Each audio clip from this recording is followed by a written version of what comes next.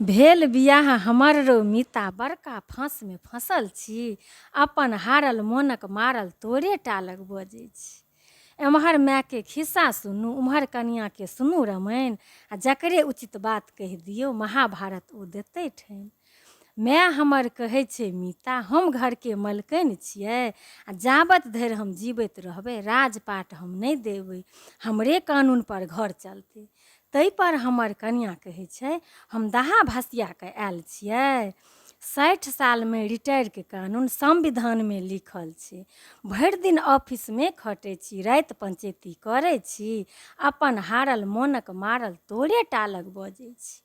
कनिआँ लेतै गहना कपड़ा, माँ बाबूजी तीरथ करता, अगला साल भागवत सुनता।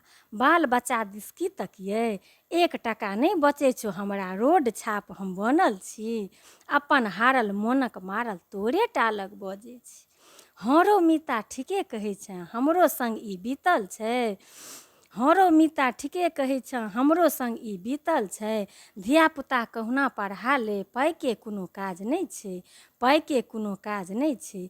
जे दुनू लऽ कऽ नहि चलैए सेहो कोनो मनुक्खे छी, जे दुनू लऽ कऽ नहि चलैए सेहो कोनो मनुक्खे छी। हम अपन हारल मोनक मारल तोरे टालक बजै छी, हम तोरे टालक बजै छी।